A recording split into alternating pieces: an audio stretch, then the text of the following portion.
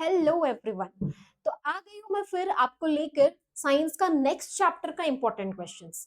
अब ये जो चैप्टर है मेटल्स एंड नॉन मेटल्स, इससे भी मैंने सेलेक्ट करके लाया है आपके लिए वही 20 क्वेश्चंस। ठीक है, ये ऐसे 20 क्वेश्चंस है जिनको आप कर लोगे ना तो आपका पूरा चैप्टर जो है वो मिनटों में और कुछ घंटों में ही प्रिपेयर हो जाएगा। ठीक है, आपको ज्यादा मेहनत नहीं करनी पड़ेगा लास्ट टाइम पे, या फिर एग्जाम से पहले जब आप शुरू करते हो ना कि हाँ चलो पूरा चैप्टर तो अच्छे से पढ़ा नहीं, अब क्या क्या पढ़े।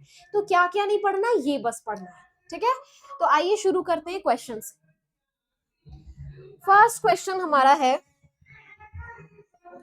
Name a metal which is the best conductor of heat. तो यहाँ पे चार आपको नेम द फॉलोइंग टाइप का क्वेश्चन दे दिया है। ठीक है, ऐसा क्वेश्चन में ना बड़ा मजा आएगा। क्वेश्चन अगर आपका मान लीजिए 2 नंबर का है तो 0.5 करके रहेगा ईच में, और आपको इजीली 0.5 मार्क्स मिल जाएगा। अगर आपने बता दिया तो 2 नंबर तो ऐसे ही मिल गया आपको, है ना। तो चलो क्वेश्चन देखते हैं क्या है। पहला, name a metal which is the best conductor of heat. तो बेस्ट कंडक्टर ऑफ हीट कौन सा है भाई? सिल्वर। ठीक है, लिख दिया। Has a very low melting point. तो गैलियम जो होता है इसका मेल्टिंग पॉइंट बहुत कम होता है, तो इसका आंसर हो जाएगा gallium. Now name a metal which does not react with oxygen even at high temperature.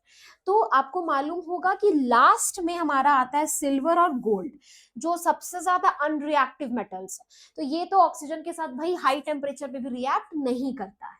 Next क्या है, इज मोस्ट डक्टाइल। तो मोस्ट डक्टाइल एलिमेंट में आपका आता है गोल्ड। ठीक है, गोल्ड और सिल्वर दोनों ही है, बट सबसे ज्यादा डक्टाइल कौन सा है? गोल्ड। तो इसका आंसर हो जाएगा गोल्ड। बढ़ते हैं नेक्स्ट क्वेश्चन की तरफ। नेक्स्ट क्वेश्चन आपका है, what is meant by amphoteric oxides. Choose the following amphoteric oxides from the following. तो अब एम्फोर्ट्रिक ऑक्साइड्स क्या होता है? वैसे ऑक्साइड्स जो एसिडिक और बेसिक बिहेवियर दोनों दिखाते हैं। ठीक है, उनको हम क्या बोलते हैं? एम्फोर्ट्रिक ऑक्साइड्स बोलते हैं। तो इसमें आपका क्या हो जाएगा? Amphoteric oxides are those which show acidic as well as basic characters. They react with bases as well as acids also. तो इसमें कौन कौन सा है एम्फोर्ट्रिक ऑक्साइड्स? एक आपका है ZnO और एक आपका है Al2O3। बाकी ये और ये तीनों एसिडिक और बेसिक दोनों से रिएक्ट नहीं करता, बट ZnO और Al2O3 ऐसा ऑक्साइड्स है जो एसिडिक नेचर भी शो करता है और बेसिक नेचर भी शो करता है। तो ये दोनों एम्फोर्ट्रिक ऑक्साइड्स हो जाएंगे। नाउ नेक्स्ट क्वेश्चन, आपको ऐसे दो रिएक्शन कहीं से भी उठाकर दे देगा, बोलेगा कंप्लीट द इक्वेशन और उसको बैलेंस भी करना है। ठीक है, अब देखो पहले क्या है, मेटल और एसिड। तो जब मेटल और एसिड रिएक्ट करता है तो क्या बनता है? एक मेटल सॉल्ट बनता है और हाइड्रोजन गैस रिलीज होता है। नेक्स्ट में क्या है, मेटल और फिर से एसिड, दोनों ही जो है कॉमन रिएक्शन इसका क्या हो जाएगा? मेटल प्लस एसिड रिएक्ट करता है और क्या बनाता है? मेरा सॉल्ट फॉर्म होता है और आपका हाइड्रोजन गैस रिलीज होता है। ठीक है, तो वही सेम इसको फॉलो करते हैं हम लोग। तो पहले मेरा मेटल, तो मेटल कौन सा? एल्यूमिनियम। हाइड्रोक्लोरिक एसिड लिए, क्या बना? अमोनियम क्लोराइड AlCl3 फॉर्म हुआ और हाइड्रोजन गैस रिलीज हुआ। उसके बाद इसको बैलेंस कर दिया। फिर same with the magnesium nitric acid, बना मेरा मैग्नीशियम नाइट्रेट और हाइड्रोजन गैस रिलीज हुआ। अगेन इसको बैलेंस कर दिया, खत्म। ये भी आपका हो सकता है 2 नंबर के क्वेश्चन में आ सकता है। अगर आपने ऐसा कर दिया तो 2 नंबर आपको मिल गए। Now next question, compare in tabular form the reactivities of the following metal with hot and cold water। तो मेरे पास यहाँ पे 3 मेटल है, सोडियम, कैल्शियम और मैग्नीशियम। इन तीनों का रिएक्शन आपको बताना है कि वो कोल्ड और हॉट वाटर के साथ कैसे रिएक्ट करता है। तो देखो सोडियम जो है ना वो बहुत वायलेंटली रिएक्ट करता है कोल्ड वाटर के साथ। ठीक है, तो सोडियम का कोल्ड वाटर के साथ वायलेंट रिएक्शन है, ये हमने दिखा दिया, रिएक्शन भी शो कर दिया। कैल्शियम की बात करें तो कैल्शियम थोड़ा लेस वायलेंट है, लेकिन मैग्नीशियम जो है वो कोल्ड वाटर के साथ रिएक्ट ही नहीं करता, तो इसीलिए इसमें नो रिएक्शन होगा। ठीक है, लेकिन ये हॉट वाटर के साथ रिएक्ट करता है, तो इसका हॉट वाटर के साथ रिएक्शन होगा। ठीक है, अब बढ़ते हैं नेक्स्ट क्वेश्चन। नेक्स्ट आपका है, इसमें 3 रीजंस दिए हुए हैं। ठीक है, अब देखो पहला क्या है, hydrogen gas is not involved when most of the metals react with nitric acid. तो जब हम लोग मेटल्स का, ठीक है, नाइट्रिक एसिड के साथ रिएक्शन करते हैं तो तुम्हारा हाइड्रोजन गैस इवॉल्व बहुत केसेस में नहीं होता है। ऐसे तो होता है लेकिन बहुत केसेस में नहीं होता है। क्यों नहीं होता है? क्योंकि जो तुम्हारा HNO3 है ये एक स्ट्रॉन्ग ऑक्सीडाइजिंग एजेंट है, ठीक है।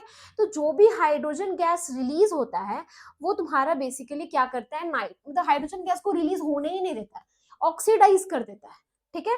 So hydrogen gas is not evolved when most metals react with nitric acid, it is because HNO3 is a strong oxidising agent. ये सेंटेंस आपको एकदम लिखना ही है इस आंसर के लिए, ठीक है। और बहुत इंपॉर्टेंट क्वेश्चन है ये, वाई करके भी पूछ सकता है आपको कि Y hydrogen gas is not evolved when most of the metals react with nitric acid. तो इसमें भी आपको सेम आंसर लिखना है, ठीक है। तो क्या होता है, HNO3 एक स्ट्रॉन्ग ऑक्सीडाइजिंग एजेंट है, it oxidises the hydrogen produced to water and itself gets reduced to any of the nitrogen oxides which is N2O, NO और NO2, ठीक है। तो क्या होता है, जो भी हाइड्रोजन गैस रिलीज होता है वो उसको क्या करता है, ऑक्सीडाइज कर देता है और खुद रिड्यूस हो जाता है किसमें, कोई भी नाइट्रोजन ऑक्साइड्स के फॉर्म में, ठीक है। तो वो जो मेन चीज मेरा बनना चाहिए जो सॉल्ट और हाइड्रोजन, वो हो ही नहीं पाता, इसीलिए HNO3 जो है वो बहुत ही कम मेटल्स के साथ रिएक्ट करता है, ठीक है। Now next question. हाँ, अब इसमें भी देखो ZNO reacts with both acids. Okay, ये तुम्हारा उसमें आ गया, ठीक है। चलो नेक्स्ट क्वेश्चन देखते हैं। Why does calcium starts floating when it reacts with water? Write the balanced chemical equation and name two metals which do not react with water. तो पहले तो कैल्शियम, ठीक है, जब कैल्शियम को वाटर के साथ रिएक्ट करते हैं तो वो वाटर पे फ्लोट करने लगता है, तैरने लगता है। तो क्यों होता है ऐसा?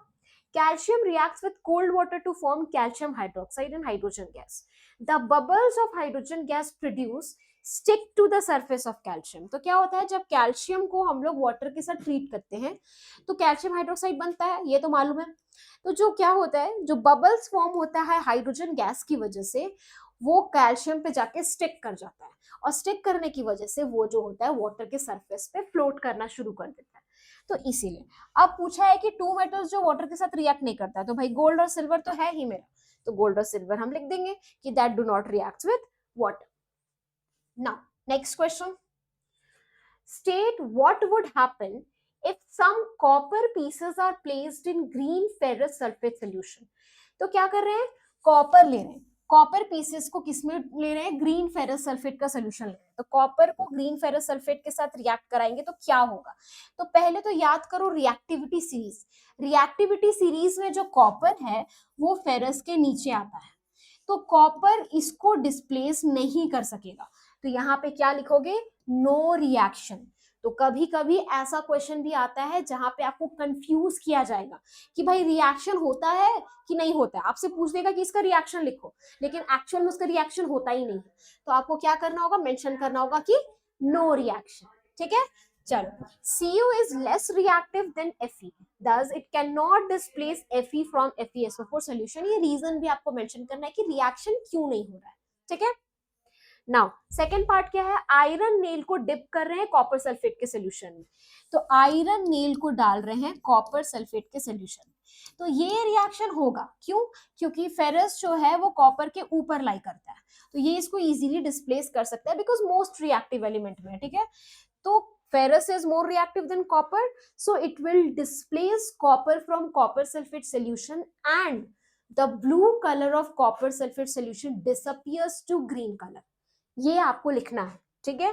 जो यहाँ पे लिखे हैं, आयरन नील जो है वो डिप करते हैं कॉपर सल्फेट के सॉल्यूशन में, उसका ब्लू कलर जो है वो चेंज हो जाता है, फेड करता है और कैसा हो जाता है, रेडिश ब्राउन कोटिंग बन जाता है आयरन नील पे। तो यही रिएक्शन आपको लिखना है, ये रहा reaction, copper sulphate blue solution, iron का कलर कैसा ग्रेइश होता है, बोलिए ये दोनों का रिएक्शन हुआ, क्या बना, आयरन सल्फेट बना जो कि एक ग्रीन कलर का सॉल्यूशन है, और कॉपर कैसा हो गया, रेडिश ब्राउन कलर का हो गया, ठीक है।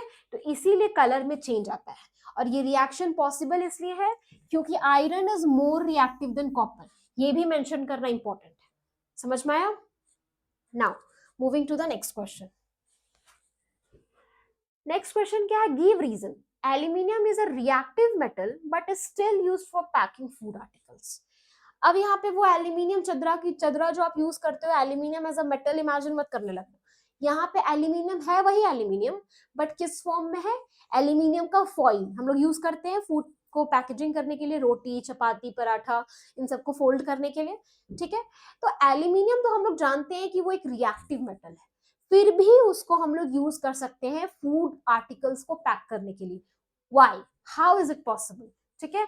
तो इसका आंसर क्या होगा? पहली बात तो एल्यूमिनियम जो है, पहली बात तो है जो एल्यूमिनियम आपका है वो एक स्ट्रॉन्ग और चीप मेटल में आता है, ठीक है।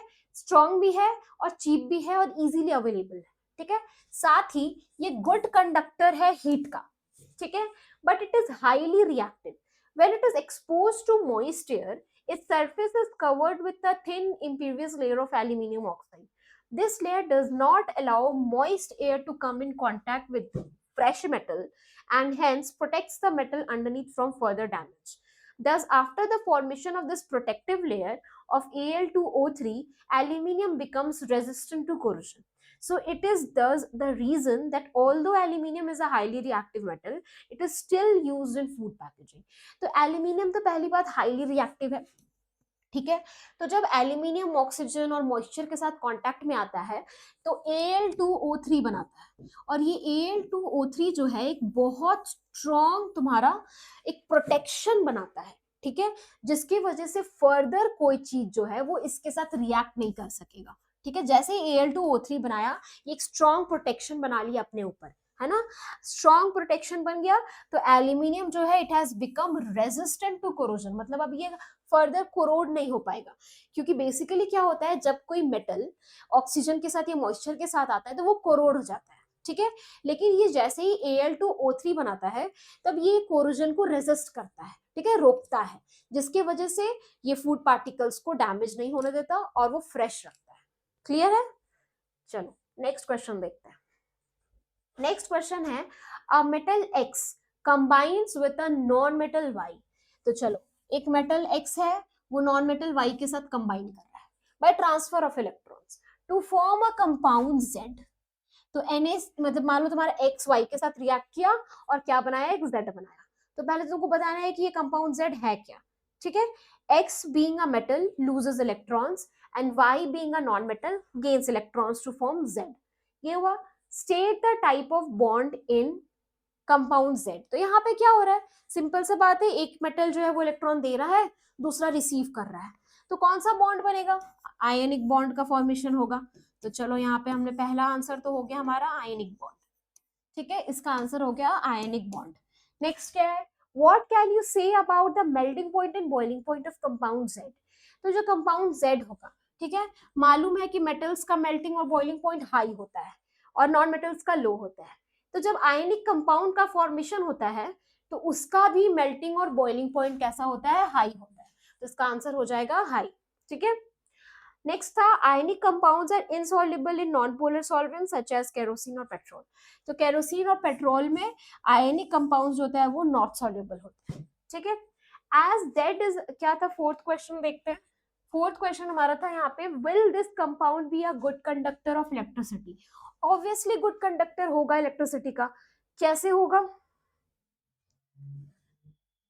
गुड कंडक्टर होगा इलेक्ट्रिसिटी का, क्यों होगा, बिकॉज आयनिक कंपाउंड है, आयनिक कंपाउंड है, आयंस फॉर्म करेगा, जैसे ही उसको सोल्यूशन बनाएंगे और इलेक्ट्रिसिटी पास करेंगे वो आयंस रिलीज करेगा। आयंस क्या होता है, चार्ज पार्टिकल्स। तो जब चार्ज पार्टिकल्स रिलीज होगा तो ऑब्वियसली वो इलेक्ट्रिसिटी कंडक्ट करेगा। तो बस यही लिखना है आपको अपने आंसर में, ठीक है। Now next question, by the transfer of electrons illustrate the formation of bond in magnesium chloride and identify the ions present in this compound। तो ट्रांसफर ऑफ इलेक्ट्रॉन्स दिखाना है, मैग्नीशियम क्लोराइड कैसे बनता है। तो मालूम है ना, मैग्नीशियम का इलेक्ट्रॉनिक कॉन्फ़िगरेशन कितना है, 282 है। क्लोरीन का कितना है, 2 8 और आपका 7 है ना। लेकिन अब मैग्नीशियम के आउटर मोस्ट शेल पे कितना इलेक्ट्रॉन्स है भाई, 2 इलेक्ट्रॉन्स है। क्लोरीन के आउटर मोस्ट शेल पे 7 इलेक्ट्रॉन्स है, लेकिन इसको तो एक ही इलेक्ट्रॉन चाहिए होगा। तो अब हम लोग क्या करेंगे, मैग्नीशियम को 2 क्लोरीन के साथ रिएक्ट कराएंगे, ठीक है। एक क्लोरीन को वो एक इलेक्ट्रॉन देगा, दूसरे क्लोरीन को दूसरा इलेक्ट्रॉन देगा, तब जाके मेरा फॉर्म होता है MgCl2 which is magnesium chloride. Clear हुआ। नेक्स्ट देखो, ionic compounds are solid, give reason. So ionic compounds are solid because the particles which make up ionic compounds are held together by a strong electrostatic bond. ठीक है, electrons के transfer की वजह से एक strong electrostatic bond बन जाता है आयनिक कंपाउंड्स के बीच में, ठीक है, इसीलिए आयनिक कंपाउंड्स जो होता है वो जनरली तुम्हारा सॉलिड स्टेट में होता है, ठीक है। चलो देखते हैं नेक्स्ट क्वेश्चन। नेक्स्ट क्वेश्चन है an ore on treatment with dilute hydrochloric acid produces brisk effervescence. तो एक ओर लिए हैं, ठीक है, कोई भी मेटल का ओर हो सकता है, उसको हाइड्रोक्लोरिक एसिड के साथ ट्रीट कर रहे हैं तो एक ब्रिस्क एफर्वेसेंस प्रोड्यूस करता है। Name the type of the ore, what steps will be required to obtain metal from the enriched ore. चलो पूरा प्रोसेस बताना है। तो the ore on treatment with dilute hydrochloric acid produces brisk effervescence, hence it must be a carbonate ore. तो brisk एफर्वेसेंस कब produce होता है, जब कार्बन आ जाता है, ठीक है, इसका मतलब ये कोई कार्बोनेट का ओर होगा, ठीक है। चलो let it be zinc carbonate, तो जिंक कार्बोनेट ले लिया आप ZnCO3। अब इसका हमको दिखाना है कि कैसे हम लोग मेटल एक्सट्रैक्ट करते हैं। तो मालूम होगा कि जितना भी कार्बोनेट वाला एलिमेंट्स होता है, कंपाउंड्स होता है, उसको हम कैल्सिनेशन प्रोसेस से करते हैं। कैल्सिनेशन क्या होता है भाई, अब ओर को स्ट्रांगली हीट करते हैं इन एब्सेंस ऑफ ऑक्सीजन और लिमिटेड सप्लाई ऑफ एयर, ठीक है। तो जितना भी कार्बोनेट वाला ओर होगा सबको कैल्सिनेशन प्रोसेस करना है। तो पहले तो इसका कैल्सिनेशन प्रोसेस किए, हीट किए एब्सेंस ऑफ एयर में, बना ZnO प्लस CO2। लेकिन अभी भी मेटल एक्सट्रैक्ट नहीं हुआ है, आगे फर्दर क्या करना होगा मेटल एक्सट्रैक्ट करने के लिए, ये जो ZnO है, ठीक है, इसको हम लोग को एक रिड्यूसिंग एजेंट के साथ ट्रीट करना होगा, ठीक है। तो रिड्यूसिंग एजेंट में हमने कार्बन ले लिया, कार्बन लेके फिर हीट कर दिया, हीट करने पे ये इसको रिड्यूस करेगा और क्या बनेगा मेरा, कार्बन मोनोऑक्साइड और जिंक। तो अब हमको मिल गया मेरा प्योर मेटल। क्लियर है? इसी को अपने रिएक्शन में भी आपको मेंशन करना, मतलब जो लिखोगे उसको एक्सप्लेन कर देना, ठीक है। नेक्स्ट क्वेश्चन देखते हैं। Carbon can not reduce the oxides of sodium, magnesium and aluminium to their respective metals by. तो कार्बन जो है वो ऑक्साइड, ठीक है, सोडियम का ऑक्साइड, मैग्नीशियम का ऑक्साइड या एल्यूमिनियम का ऑक्साइड को रिड्यूस नहीं कर सकता। क्यों नहीं कर सकता है, क्योंकि सोडियम, मैग्नीशियम और एल्यूमिनियम जो है, पहली बात तो हाई एफिनिटी ऑक्सीजन के साथ, उसके बावजूद जो है ये तीनों मेटल कार्बन के ऊपर लाई करता है रिएक्टिविटी सीरीज में, इसीलिए कार्बन इन तीनों को डिस्प्लेस नहीं कर सकता है, ठीक है। तो ये रीजन भी लिखना है कि these metals are placed at the top of the reactivity series, hence carbon can not displace these metals from their oxides। तो कैसे फिर करते हैं इसको भाई, इलेक्ट्रोलाइसिस प्रोसेस से। हम लोग देखे हैं ना कि रिएक्टिविटी सीरीज में जो हायर रिएक्टिविटी वाले मेटल्स होते हैं उन सारे को हम लोग इलेक्ट्रोलाइसिस प्रोसेस से करते हैं। तो बस इलेक्ट्रोलाइसिस प्रोसेस से कर रहे हैं, एक तुमको NaCl दे दिया है, NaCl का इलेक्ट्रोलाइसिस करके दिखाना है कि तुम्हारा कैथोड में क्या आता है, एनोड में क्या आता है। सिंपल है। चलो नेक्स्ट क्वेश्चन देखते हैं। Describe an activity to show that metals are good conductors of electricity. ठीक है, तो मेटल्स गुड कंडक्टर है इलेक्ट्रिसिटी का, इसके लिए क्या करना होगा, इलेक्ट्रोलाइसिस प्रोसेस तो हम जानते ही हैं। एक इलेक्ट्रिक सर्किट लोगे जिसमें मेटल को टेस्ट करने के लिए कोई भी मेटल इसमें से ले सकते हैं, कॉपर, एल्यूमिनियम, ठीक है। स्विच ऑन द बैटरी, तो जैसे ही स्विच ऑन करेंगे बल्ब जो है वो ग्लो करने लगेगा, जिससे ये साबित हो जाएगा कि जो मेटल्स है वो गुड कंडक्टर है इलेक्ट्रिसिटी का। ऐसा एक सर्किट बनाना है, ठीक है। बैटरी लिए, बल्ब लिए, स्विच लिए और दो क्लिप्स लिए, एक ए में कोई मेटल, एक बी में कोई मेटल, ठीक है। जैसे ही इन सर्किट को ऑन करेंगे तो वो बल्ब जो है वो ग्लो करने लगेगा, जिससे पता चलेगा कि मेटल जो है वो गुड कंडक्टर है इलेक्ट्रिसिटी का, ठीक है। वही आपको अपने ऑब्जर्वेशन और कंक्लूजन में लिखना है। इसके बाद आपसे पूछा है कि हाइड्रोजन गैस जो है वो इवॉल्व नहीं होता है जब बहुत सारा मेटल जो है वो नाइट्रिक एसिड, सेम आपका वही क्वेश्चन है, ठीक है। तो नाइट्रिक एसिड के साथ क्यों नहीं होता है ये हम लोग डिस्कस कर चुके हैं। अब सोडियम जो है वो एयर के साथ विग्रसली रिएक्ट करता है और फायर कैच कर लेता है, तो इसीलिए सोडियम को हम लोग क्या करते हैं, केरोसिन में स्टोर करके रखते हैं। ये तो आपको पता ही है और ये सबसे इजी है ना। नाउ नेक्स्ट आपका एसर्शन रीजन है। अब एसर्शन रीजन में देखो क्या क्या क्या दिया है। The metals and alloys are good conductors of electricity, ये तो मालूम है। Bronze is an alloy of copper and tin and it is not a good conductor of electricity. अब बताओ इसका क्या होगा, पहला भी सही है, दूसरा भी सही है। Metals and alloys have free electrons in them which can move freely inside them, ठीक है। तो जो मेटल्स और एलॉयज होता है उसमें इलेक्ट्रॉन्स फ्रीली मूवेबल होते हैं, लेकिन वो इलेक्ट्रिसिटी कंडक्ट कर सकते हैं। बट ब्रॉन्ज जो है, ठीक है, वो गुड कंडक्टर है इलेक्ट्रिसिटी का, इसका मतलब इसका आंसर हो जाएगा सी नंबर। नेक्स्ट क्वेश्चन देखते हैं। इसमें क्या करना है, आपको एक एक्टिविटी डिस्क्राइब करना है to find out the conditions under which iron rust. तो आयरन का रस्टिंग के लिए, ठीक है, यहाँ पे ना मैं सीधा आपको डायग्राम दिखाती हूँ। देखो यहाँ पे हम क्या किए हैं, 3 टेस्ट ट्यूब लिए हैं। एक टेस्ट ट्यूब में मेरे पास है वाटर, जिसमें हमने आयरन नेल्स को डाल दिया, ठीक है, और एयर इसमें है। अब अनसैचुरेटेड जो जो वाटर होगा तुम्हारा, ठीक है, वो क्या करेगा, वाटर और एयर आयरन पे एक कोटिंग बनाना शुरू कर देगा, विच इज Fe2O3, है ना। ये जब फॉर्म होना शुरू हो जाएगा तो आयरन का कलर जो ओरिजिनल ग्रेइश होता है वो चेंज होने लगेगा रेडिश ब्राउन पे, क्योंकि उस पे ऑक्सीजन और मॉइस्चर का एक कोटिंग आना शुरू हो जाएगा, ठीक है। जैसे ही कोटिंग आना शुरू हो जाएगा, आयरन का जो रस्ट है वो तैयार हो जाएगा। इसी को आपको अपनी एक्टिविटी में मेंशन करना है, ठीक है। Next question, why some metal surfaces acquire a dull appearance when they are exposed to moist air। तो जब मेटल्स को हम लोग एयर में, मॉइस्ट एयर में एक्सपोज करते हैं तो क्या होता है, वही कोरोड कर जाता है मेटल। तो सेम चीज, right colour acquired by the surface of the copper and silver in such situations. तो कॉपर और सिल्वर का आपको बताना है, तो कॉपर और सिल्वर का जो ब्राइटनेस होता है वो आफ्टर कोरोजन जो है वो डिसअपियर कर जाता है, ठीक है। The surface of copper gets coated with a green layer in moist air due to the formation of basic copper carbonate, and silver articles acquire a blackish tinge due to the formation of silver sulfide। clear है। now next question, इसमें भी देखो name the following है। First क्या है, metal that can be cut by knife. तो पता है भाई कौन सा मेटल है जो नाइफ से हम लोग कट कर सकते हैं, सोडियम है, पोटेशियम है, तो कोई भी एक लिख दो। लस्चरस नॉन मेटल, ऐसा कौन सा नॉन मेटल है जो लस्चरस है, आपके पास कार्बन है, डायमंड है, आप कोई भी लिख सकते हो, ठीक है। Metal that exist in liquid state at room temperature, ऐसे तो सारा मेटल्स जो है वो तुम्हारा सॉलिड स्टेट में होता है, बट एक मेटल है जो रूम टेम्परेचर पे लिक्विड होता है, दैट इज व्हाट, मर्क्यूरी। तो इसका आंसर हो जाएगा mercury. Most malleable and ductile metal, जिसमें आप गोल्ड ले सकते हो, सिल्वर ले सकते हो, तो गोल्ड ले लेते हैं।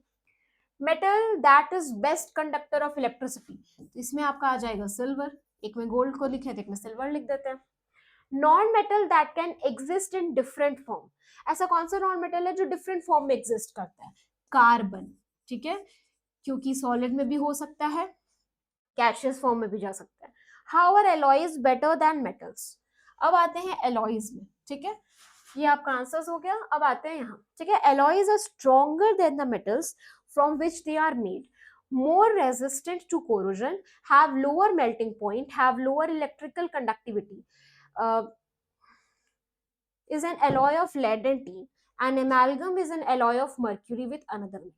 तो एलॉय जो होता है वो स्ट्रॉन्गर क्यों होता है, क्योंकि पहली बात तो उसका मेल्टिंग पॉइंट बहुत लो होता है, दूसरा उसको जब बनाया जाता है तो वो कोरोजन से वो रेजिस्टेंट होता है, बिकॉज दो तरह के मेटल या नॉन मेटल इन्वॉल्व होते हैं उस एलॉय को बनाने में, ठीक है। तो प्रॉपर्टीज भी तो आ जाता है, इसीलिए क्या होता है कि उसका मेल्टिंग पॉइंट और बॉइलिंग पॉइंट बहुत लो होता है, तो लो होने की वजह से इलेक्ट्रिकल कंडक्टिविटी भी लो हो जाता है, तो लो हो गया तो इसीलिए वो क्या होगा, वो तुम्हारा स्ट्रॉन्ग होगा, ठीक है।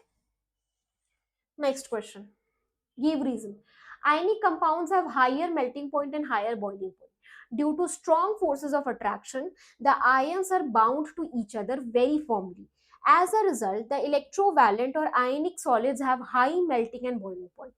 तो जब स्ट्रॉन्ग फोर्सेस ऑफ अट्रैक्शन होता है, ठीक है, तो जो आयंस होता है वो फर्मली एक दूसरे की तरफ बॉन्डेड होते हैं, बिकॉज ऑब्वियसली बात है ना कि वो लोग इलेक्ट्रॉन्स डोनेट कर रहे हैं, तो वो लोग के बीच का जो बॉन्ड है वो बहुत स्ट्रॉन्ग है, इसीलिए हायर मेल्टिंग पॉइंट और बॉइलिंग पॉइंट होगा, ठीक है। Reaction of calcium with water is less violent क्यों है, क्योंकि जब कैल्शियम वाटर के साथ रिएक्ट करता है तो जो हाइड्रोजन गैस रिलीज होता है वो बबल्स फॉर्म करना शुरू कर देता है, और वो जो बबल्स है वो कैल्शियम के सरफेस पे स्टिक कर जाता है, ठीक है। स्टिक करने की वजह से कैल्शियम उसमें फ्लोट करना शुरू हो जाता है, तो कोई भी विग्रस रिएक्शन वहां पे नहीं होता है और वो बहुत ही लेस वायलेंट है, ठीक है। Prior to reduction of metal sulfide in carbonates must be converted into metal oxides for extracting metals। इसका आंसर देखते हैं, देखो ये रिएक्शन भी आपको लिख देना, ठीक है, कि लेस वो क्यों है। अब आ जाओ, the reduction of metal oxides to metal is easier than the reduction of metal sulphide and metal carbonates, hence these are first reduced to their corresponding metal oxides. तो जैसे मान लो कि अगर सिंपल मेटल ऑक्साइड है, इसको सिर्फ कुछ नहीं करना होगा, रिडक्शन कर देंगे, हो जाएगा। लेकिन अगर कार्बोनेट या सल्फाइड में है तो पहले आपको कैल्सिनेशन या रोस्टिंग करना होगा, फिर उसके बाद ऑक्साइड मिलेगा, तब जाके फिर उसको आप रिडक्शन करोगे। तो ये पूरा लेंदी प्रोसेस हो जाता है। लेकिन अगर सिर्फ ऑक्साइड है तो सिंपल आप रिडक्शन प्रोसेस को फॉलो करोगे और आपका मेटल्स जो है वो हो जाएगा ऑप्टेन। ठीक है, तो ये middle of the reactivity series और लो रिएक्टिविटी सीरीज वाले जो मेटल्स है इनके बीच का है ना। Next, mention the names of the metals for the following two metals which are alloyed with iron to make stainless steel। तो पता है कि निकल और क्रोमियम होता है जो स्टेनलेस स्टील बनाता है। Two metals which are used to make jewellery, तो गोल्ड और प्लैटिनम। ठीक है, next, define corrosion, the process of slowly eating up of metals due to their conversion into oxides, carbonates, sulfides, etc. by the action of atmospheric gases and moisture is called corrosion। ठीक है, तो corrosion क्या होता है आपको सबको मालूम है, जब मेटल्स ऑक्सीजन और मॉइस्चर के कांटेक्ट में आता है तो वो कोरोड करना शुरू हो जाता है। ठीक है, तो कोरोजन एटमॉस्फेरिक गैसेस और मॉइस्चर की वजह से। Now this corrosion of iron is called rusting, पूछा था। How we can prevent rusting, so corrosion of iron कैसे प्रिवेंट कर सकते हैं, पेंटिंग कर सकते हैं उसको, पॉलिशिंग सरफेस कर सकते हैं, ठीक है, ऑयल से ग्रीजिंग कर सकते हैं। तो बस ये सारा चीज आपको लिख देना है। ये रहा, corrosion of iron can be prevented by painting, greasing, galvanizing, anodizing, electroplating और making alloys। तो ये था आपका चैप्टर 3 से इंपॉर्टेंट 20 क्वेश्चंस। अगर आप ये 20 क्वेश्चंस कर लोगे तो आपका इंटायर जो चैप्टर है वो कवर हो जाएगा। इसके अलावा जो इंपॉर्टेंट चीज है वो ये रह जाता है कि जब मेटल्स रिएक्ट करता है एसिड के साथ या बेस के साथ तो क्या फॉर्म होता है। ठीक है, मेटल, नॉन मेटल, इनकी प्रॉपर्टीज क्या है। अगर आपको प्रॉपर्टीज नहीं पता होगा तो ये आप क्वेश्चंस ऐसे भी नहीं कर पाओगे।